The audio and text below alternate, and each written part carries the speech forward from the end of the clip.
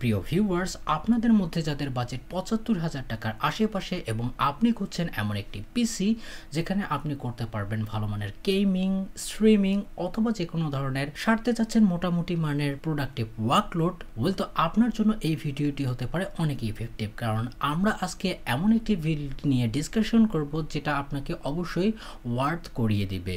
আর এটা হওয়ার কারণ হচ্ছে আমরা এখানে নিয়েছি নতুন একটা প্ল্যাটফর্ম যেখানে থেকে আপনি ফিউচার প্রুফও বিষয়গুলোকে করতে পারবেন। অ্যান্ড হ্যাঁ, নতুন প্ল্যাটফর্মের AM5 সকেটের Ryzen 5 7500F এর মতো সিপিইউ এখানে আমরা বেছে নিয়েছি। আর জিপিইউ হিসেবে আমরা RTX 3050 মতো গ্রাফিক্স কার্ডও এখানে অ্যাড করব। তাহলেই বুঝুন এই টাকার মধ্যে কতটা কম্বাইন্ড ককটেল হতে চলেছে। তো আপনার যদি ইন্টারেস্ট থেকে থাকে এরকম পিসি বিল্ড ডিসকাশনের উপর, অবশ্যই ভিডিওটি শেষ পর্যন্ত দেখবেন। Hello WhatsApp guys, CPC here and you are watching PC Tech BD. So let's get started. তো ফার্স্ট থিং ফার্স্ট, আপনার মনে একটা প্রশ্ন আসতে পারে যে Ryzen 5 দিয়ে RTX 3050 দিয়ে ৭৫,০০০ টাকার বাজেট রেঞ্জের মধ্যে একটা বিল্ড কেমন হবে।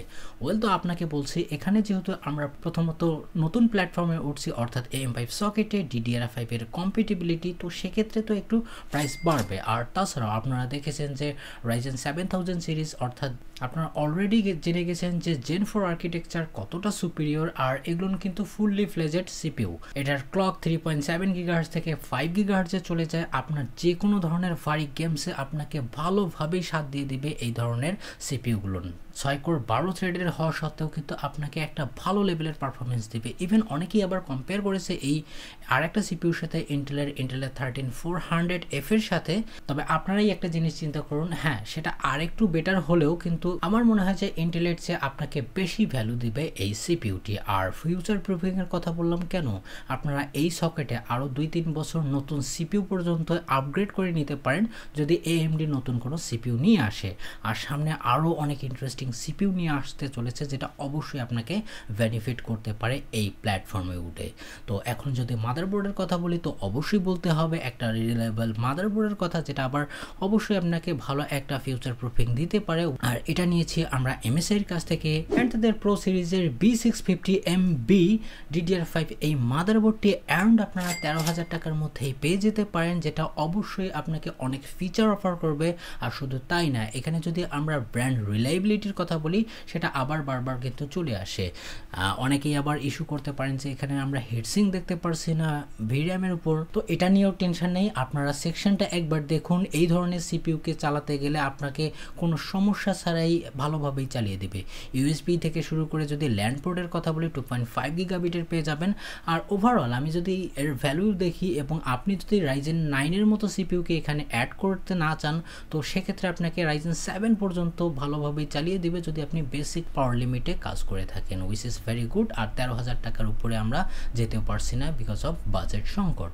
এখন যদি মেমোরির কথা বলি, তো এখানে অবশ্যই আপগ্রেড হয়ে যাবে DDR5-এ, অর্থাৎ আমরা এখানে G-Skill-এর Rapsas S5 16GB 5600 MHz এর একটা কিট নিয়েছি। এখানে একটাই নিচ্ছি, এখানে 16GB, কারণ আমরা ডুয়েল চ্যানেল না হলেও অতটা সমস্যা হবে না, কারণ আমরা গ্রাফিক্স কার্ড থেকে কিন্তু আমরা গেমিংয়ের বেনিফিটটা উঠাবো, তাই এটা নিয়ে অতটাও ইস্যু হবে না। যদি হ্যাঁ এখানে আপনারা APU বিল্ড করতেন, ভিডিও মেমোরি আপনার গ্রাফিক্স কার্ডে নেই, তো সেটা আলাদা কথা ছিল, একটা দিয়ে আপাতত চালিয়ে যাবে কারণ বাজেট এখানে মেনটেন করতে হবে। আর 16GB বর্তমান সময়ের জন্য কোনো সমস্যার বিষয় না, পরবর্তীতেও আপনি আপগ্রেড করে নিতে পারেন। আর এর প্রাইস অ্যারাউন্ড 7,000 টাকার মধ্যে আপনাকে নিতে হবে, অর্থাৎ DDR5 এর জন্য আপনাকে একটু বেশি পে করতে হচ্ছে।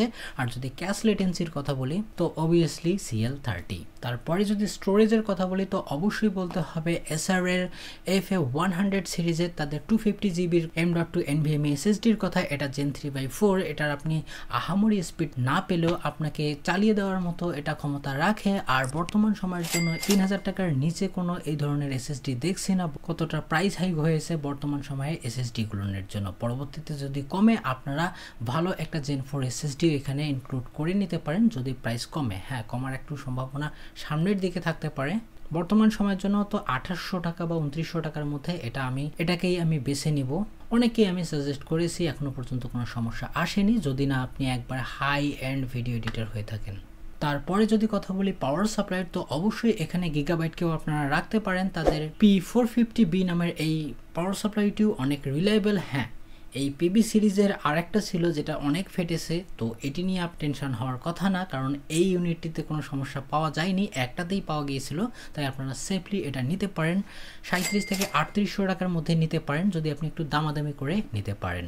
আর এটা আপনাকে 80+ ব্রোঞ্জের সার্টিফিকেশন সহ যে সকল এসেনশিয়াল কেবল অথবা পিসি এক্সপ্রেসের কানেক্টর লাগে সব কিছুই আপনাকে প্রোভাইড করে দিবে, আপনাকে নিরাশ করবে না। এটাতে আই থিঙ্ক ডুয়েল 8 পিনের কানেক্টর আছে দুইটা গ্রাফিক কার্ডকে পাওয়ার দেওয়ার জন্য।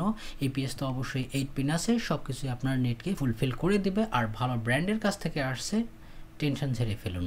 তারপরে যদি আমি কথা বলি কেসের, তো কেস আপনারা আপনার চয়েস মতো নিতে পারেন, যেটা আমি অ্যাজ ইউজুয়ালি বলে আসি। তবে হ্যাঁ, আমার যদি সাজেশন শুনতে চান তো আমার একটা ফেভারিট কেস আছে 4000 থেকে 4500 টাকার প্রাইস রেঞ্জের মধ্যে, উইচ ইজ গ্যামডিয়াসের টেলস E2 Elite মিড টাওয়ার কেসটি। এটা সম্পূর্ণ ব্ল্যাক, এটার সাথে আপনি আবার ফ্যানও পেয়ে যাবেন RGB, অর্থাৎ 3টা ARGB ফ্যান পেয়ে যাবেন, আর পিছনেও একটা পেয়ে যাবেন রেয়ারে, সেটাতে হয়তো বা ARGB নাও থাকতে পারে। তবে ওভারঅল যদি আমি এর বিল্ড কোয়ালিটির কথা বলি তো এটা অন্যান্য কেসের চেয়ে অনেকটাই সুপিরিয়র লাগে। সামনে বিশাল একটা গ্লাস দেখা যাচ্ছে, তো এয়ার ফ্লো নিয়ে একটু সমস্যা হলেও আমার মনে হয় না যে বিশাল সমস্যা পোহাতে হবে, কারণ সাইড থেকে অনেক এয়ার সাক করতে পারে এবং রেয়ারে তো একটা ফ্যান থাকবেই থাকবে। তাই এয়ার ফ্লো নিয়েও অতটা টেনশন হবে না যদি আপনারা ফ্রন্ট প্যানেলে গ্লাস দেখতে চান। আর এটা আসলেই আমিও 2-1জনকে দিয়েছি, এটা মোটামুটি ভালো লাগে। আর এর প্রাইস আপনারা 45 থেকে 4700 টাকার মধ্যেই পেয়ে যাবেন, একটু দামাদামি করলে কিন্তু 4500তেই পেয়ে যাবেন। অ্যান্ড এখন আমরা চলে আসবো আমাদের ফাইনাল প্রোডাক্টে, which is graphics card GPU. আর কি বলা যায়, যাই হোক, গ্রাফিক্স কার্ড হিসেবে নিয়েছে গিগাবাইটের GeForce RTX 3050 Eagle OC 8GB হবে, যার প্রাইস অ্যারাউন্ড 29,500 থেকে 29,000 টাকার মধ্যেই আপনি নিতে পারেন। আর এটা নেওয়ার একটাই কারণ হচ্ছে এটাই সবচেয়ে কম প্রাইসের মধ্যকার একটা RTX 3050 কার্ড। তাই আপনারা যারা 30,000 টাকার নিচে চেয়েছিলেন যে আমি একটা RTX 3050 নিব, তাদের জন্য এটা একটা ভালো সুযোগ হতে পারে। আর ওভারঅল যদি আমি এর পারফরমেন্সের কথা বলি, 1660 সুপার বা এরকমই পারফরমেন্স করে, বা অনেক সময় কম করবে অনেক সময় বেশি করবে। তবে এখানে ইন্টারেস্টিং পার্ট হচ্ছে এটা সম্পূর্ণ একটা নতুন আর্কিটেকচারের উপর, যেটা এর আগের বারের অর্থাৎ অ্যাম্পিয়ার আর্কিটেকচারের কার্ড, অর্থাৎ 30 ক্লাসের কার্ড যেটা হয়ে থাকে। আর এছাড়াও আমরা কিন্তু 40 ক্লাসে কিন্তু এরকম কার্ড দেখতে পারছি না, অ্যাটলিস্ট অ্যাফোর্ডেবল কোনো গ্রাফিক্স কার্ড। 8GB ভিডিও মেমোরির সাথে আসে। আর যদি আমি কোরের কথা বলি তো এখানে 2560টা কুডা কোড দেখতে পারবেন, TMUS দেখতে পারবেন 80টি, ROPS 32টি, টোটাল SM 20টি, টেনসর কোর 80টি এবং রে ট্রেসিং কোর পেয়ে যাবেন 20টি। ইয়েস, এখানে আপনারা হার্ডওয়্যার লেভেলেই আপনি রে ট্রেসিং এর ফায়দা নিতে পারেন। তবে হ্যাঁ, আপনি যদি এক্সপেক্ট করেন যে আমি হার্ডওয়্যার লেভেলে হেভিভাবে রে ট্রেসিং করব, তাতে তো একটু সমস্যা হবে। তবে হ্যাঁ, অনেক সময় দেখা যাবে যে DLSS এই বিষয়ে আপনাকে অনেক হেল্প করতে পারে অনেক গেমসে। আর DLSS এর বিষয়টি সিম্পলি আপনাদেরকে বলে দেব। তার আগে আর কিছু ছোটখাটো স্পেক আপনাদেরকে বলে দিই। পাওয়ারের কথা বলি তো 130 ওয়াট এর জন্য ফাটাফাটি অপশন, 130 ওয়াট তো শুবেই না। আর এখানে 8 পিনের একটা সিঙ্গেল পাওয়ার কানেক্টর দিতে পারেন, অ্যান্ড পাওয়ার নিয়ে বেশি কনসার্ন হওয়ার কোনো দরকার নেই। আর যদি কুলিং বা থার্মাল পারফরমেন্সের কথা বলি তো আপনারা জানেন RTX 30 ক্লাসে একটুখানি ক্লক নিয়ে সমস্যা হয়েছিল বড় কার্ডগুলোতে, তবে ছোটগুলোতে কোনো সমস্যাই ছিল না। আর স্যামসাং ফাউন্ড্রিতে করা 8 ন্যানোমিটারের এই GA106-150-KA-A1 এই চিপসটি কোনোভাবেই নিরাশ করাবে না। So now let's talk about হালকা ফুলকা DLSS এর বিষয়ে। তো প্রথমত বলি, আপনারা যে DLSS এর একবার লেটেস্ট ফিচার সেটা এটার সাথে না দেখতে পারলেও, অর্থাৎ সেগুলো অ্যালোকেট করা আছে RTX 40 ক্লাসের সাথে। তবে হ্যাঁ, ওভারঅল যদি আমি DLSS 3 বা 3.5 এর কথা বলি, অনেক গেমস বর্তমান সময়ে DLSS এর সাথে যুক্ত হয়েছে, যেখানে আপনারা কোনো সমস্যা ছাড়াই অনেক হ্যাভি টাইটেল গেমস আপনারা ফ্লুইডলি খেলতে পারেন বা পারবেন। অ্যান্ড আমি কিন্তু এখানে রে ট্রেসিং এর কথা বলছি না, হ্যাঁ এখানে রে ট্রেসিং এর তো সুবিধা পাবেন। তো এখন আসে আরও কিছু বিষয়, যে আপনারা শুধুমাত্র যে গেমিং ভালো করতে পারবেন তা কিন্তু না, এখানে তার পাশাপাশি আপনারা স্ট্রিমিং করতে পারেন, কারণ এখানে আবার NVENC-এর এনকোডার আছে, তাও আবার 7 জেনের, যার মাধ্যমে আপনি মোটামুটি ভালোভাবেই এটাতে স্ট্রিমিং পর্যন্ত করতে পারবেন। আর যদি কন্টেন্ট ক্রিয়েশনের কথা চিন্তা করেন তো অবশ্যই আপনি 4K-তে হাই বিট রেটে এবং মাল্টিপল লেয়ার নিয়ে অথবা কমপ্লেক্স ইফেক্ট দিয়েও আপনি কোনো সমস্যা ছাড়াই কাজ করতে পারেন এই ধরনের পিসি থেকে। তার মানে এমনটা ভাববেন না যে আপনি ব্ল্যাক ম্যাজিক অথবা রেডের 8K র এখানে একটা ফ্লুইডলি এখানে কাজ করবেন এরকমটা একটুখানি ক্রিটিক্যাল হয়ে যাবে। তবে হ্যাঁ, ওভারঅল আপনার যদি সনির মিররলেস ক্যামেরাগুলো যেগুলো পপুলার হয়ে থাকে, আপনি এরকম ফুটেজকে বা এর চেয়েও ভালো ফুটেজকে, ইভেন 6K ফুটেজকেও আপনি ম্যানেজ করে চালাতে পারেন বা এডিট করতে পারেন কোনো সমস্যা ছাড়াই। আর 3Dর কথা বললে বেসিক যে সকল বিষয়গুলো হয়ে থাকে এই প্রাইস রেঞ্জের মধ্যে, অর্থাৎ আপনি 1 লাখ টাকার পিসিতে যেটা করতে পারবেন সিমিলারলি এখানেও কিন্তু আপনি করতে পারবেন। এখানে আপনাকে কুডা কিন্তু অনেকভাবেই হেল্প করতে পারে। আর এনভিডিয়ার তো বিষয়টা বুঝতেছেন যে তারা সকল প্রকার ইন্ডাস্ট্রি গ্রেড কাজের জন্য কতটা পপুলার এবং কতটা সুইটেবল। নতুন করে প্রতিটা অ্যাপ্লিকেশন দেখিয়ে আপনাকে বিরক্ত করব না। আর প্রিমিয়ার প্রো বা ডেভিনসি রিজলভ যেখানেই আপনারা যান আপনাকে ফ্লুইড একটা এক্সপিরিয়েন্স দিবে অ্যাটলিস্ট এই বাজেটের মধ্যে। বাই দ্য ওয়ে, আমার কাছে সিস্টেম না থাকার ফলেও আমি আপনাদের জন্য কিছু বেঞ্চমার্ক কালেক্ট করেছি, গেমিং বেঞ্চমার্ক, যেগুলো দেখার পর আপনি ক্লিয়ার হয়ে যাবেন যে আসলে আপনাকে কীরকম এটা পারফরমেন্স দিতে পারে।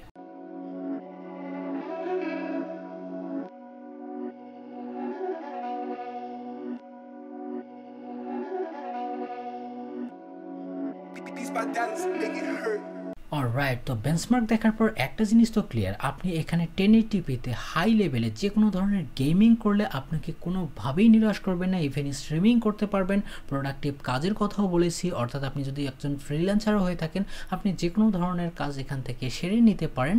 তাই আপনার জন্য ৭৫,০০০ টাকা বা ১-২ হাজার টাকা কমা বাড়া হতেও পারে। গাইজ, এখানে আমাদের একটা মিস্টেক হয়ে গেছিলো যেটা আপনাকে কারেক্ট করে দিচ্ছে। আমরা যে গ্রাফিক্স কার্ডটি নিয়েছিলাম সেটা গিগাবাইটের GeForce RTX 3050 Eagle OC 8GB হবে, যার প্রাইস অ্যারাউন্ড ২৯,৫০০ থেকে ২৯,০০০ টাকার মধ্যেই আপনি নিতে পারেন। অর্থাৎ আপনার এখানে প্রায় ৪,০০০ টাকা একটু কম বলা হয়েছিল, যেটাকে কারেকশন করে দেওয়া হলো। অর্থাৎ এই পিসির প্রাইস অ্যারাউন্ড ৭৫,০০০ টাকা থেকে ৭৯,০০০ টাকা পর্যন্ত যেতে পারে। তাই এটার জন্য আমরা ভেরি সরি। তো এরকম যদি পিসি বিল্ড করার চিন্তা করেন আপনি অ্যাবসোলুটলি ওয়ার্থ এখান থেকে পেয়ে যাবেন।